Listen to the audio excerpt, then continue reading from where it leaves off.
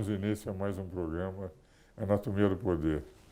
Todas as semanas, no Lar dos Brasileiros de todos os estados, nós procuramos levar a visão daqueles que detêm o poder no Brasil. De toda a natureza, público, privado, sindical, acadêmico, cultural, científico, social, inclusive religioso. Tenho hoje como convidado um queridíssimo amigo, Padre Alex, que está na condução no Brasil de um dos mais importantes movimentos de expansão da fé cristã, do catolicismo no Brasil e no mundo, que são os arautos do Evangelho. Vamos conversar sobre os arautos hoje.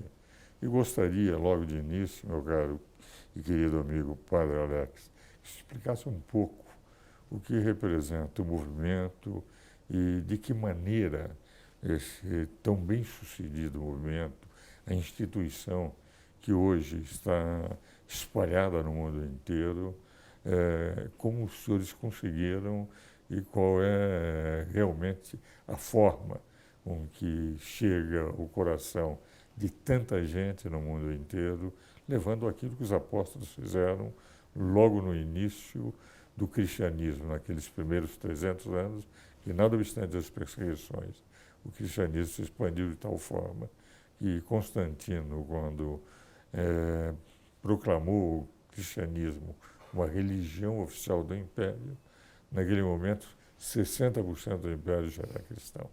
Então eu gostaria que o senhor contasse um pouco para nós como é que expandiu-se e como é que nasceu o movimento Os Arautos do Evangelho. Antes de mais nada, estamos aqui diante de um jurista, então por um dever de justiça, quero agora agradecer estar aqui nesse programa, porque todo contato com o senhor, doutor Ives, sempre me engrandece. Sou o seu eterno aluno, como já tive a oportunidade de dizer em várias ocasiões. A recíproca é verdadeira, Padre Alex. Mas, doutor Ives, o Movimento Arautos do Evangelho, como associação, nasceu em 1999. Foi fundado pelo Monsenhor João paulistano, e como movimento de leigos, uma associação de fiéis. Primeiro o direito diocesano e depois, em 2001, o Santo Padre, o Papa João Paulo II, hoje São João Paulo II, concedeu a aprovação pontifícia aos Estatutos dos Arautos do Evangelho. E a partir dessa ligação com a sede de Pedro, a instituição se expandiu aí realmente em todas as partes. O que levou o cristianismo, como o senhor muito bem observou, a expandir-se logo naquele primeiro período com perseguições, etc., era justamente essa ligação com o céu. E o que levou também os arautos a essa expansão inicial foi também essa ligação com os céus através da sede de Pedro. Quando João Paulo II aprovou o movimento, em 2001, 22 de fevereiro, dia da festa da Cátedra de Pedro, a partir daí o movimento tem uma expansão realmente muito grande. Hoje, nós estamos presentes em quase 78 países, casas instaladas em mais de 40, mas presença no total de 78, onde exercemos um apostolado mariano, a partir da devoção a Nossa Senhora, devoção ao Santíssimo Sacramento e a ligação à devoção fervorosa à sede de Pedro. Esse movimento vai se expandindo por todas as partes, com o seu carisma próprio, de procurar justamente através da beleza, da perfeição, fazer todas as coisas, seja na música, na arte, no canto, o canto gregoriano, que é muito característico da instituição, que é o canto dos beneditinos, né, originário, a formação dos jovens, a catequese, a ação social, tudo fazemos com esse timbre, esse desejo de perfeição, de servir a Deus em qualquer lugar, sem nenhuma distinção. Que beleza.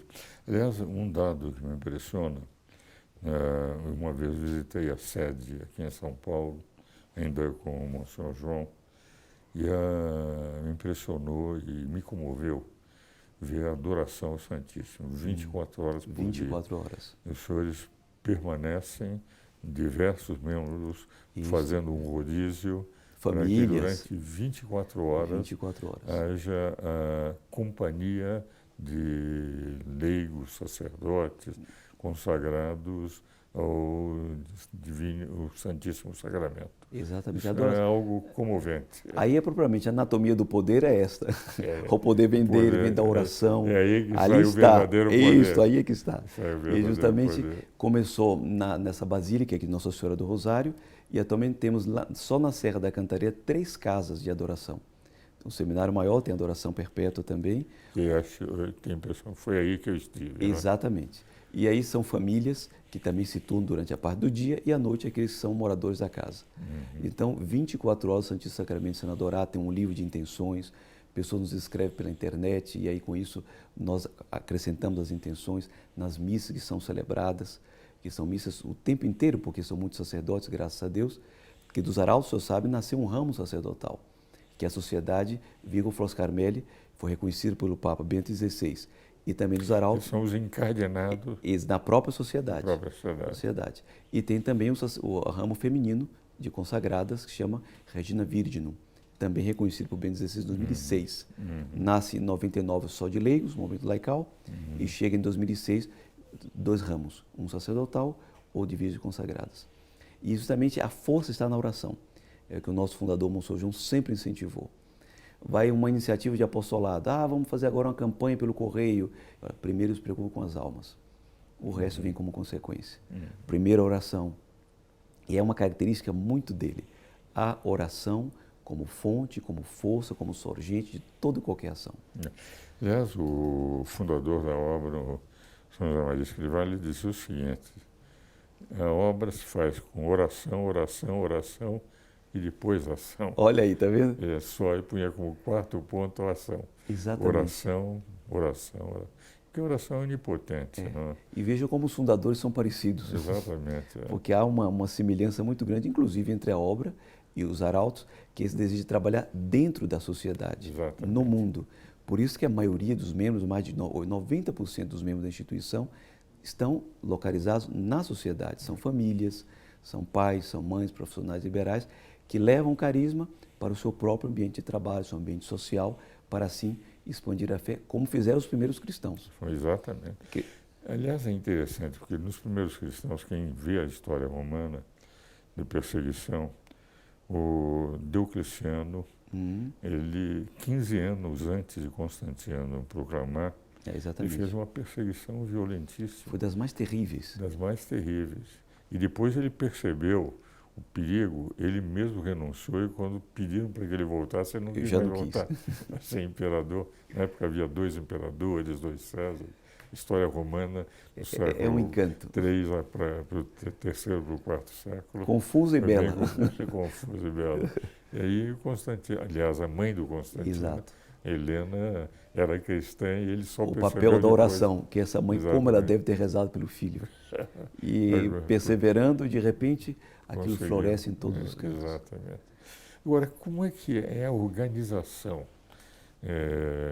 digamos, o poder de comando, como é que os senhores falam? Que era bom conhecer. Sim, aqui. perfeitamente. Então, são 3 instituições distintas. Araus do Evangelho, que é uma associação de fiéis, composta na sua esmagadora maioria por leigos ou famílias. E depois tem a Sociedade Virgo Flores Carmeli, que são de clérigos, da qual também faço parte. E tem a Sociedade Feminina de Vida Apostólica, Regina Virgem, com suas atividades próprias, e elas também pertencem à mesma família espiritual, vamos dizer assim. Os araus são divididos em associações, em irmandades. Uma irmandade no Brasil e mais outras 9 irmandades espalhadas pelo mundo inteiro, uma das quais feminina. Dependendo do tamanho, uma irmandade para um país inteiro, ou às vezes uma irmandade que pega 2 ou 3 países. E funcionamos de modo muito orgânico, de modo muito familiar até, porque respeitamos muito essa capacidade de cada um, os conselhos. Por isso, inclusive, na direção geral, tem casais. Porque nós também temos que entender como é que funciona uma família para poder direcionar o apostolado em função da família. E eu fui presidente geral depois da renúncia do Monsenhor João, que é o fundador, durante quase 3 anos, e atualmente estou como conselheiro espiritual da Associação de Leigos. E faço parte também como membro capitular da Associação Clerical e consultor da Sociedade Feminina, porque é um consultor canônico e também espiritual do ramo feminino. E a partir dessa ação conjunta, onde um sacerdote pode atingir, ele vai.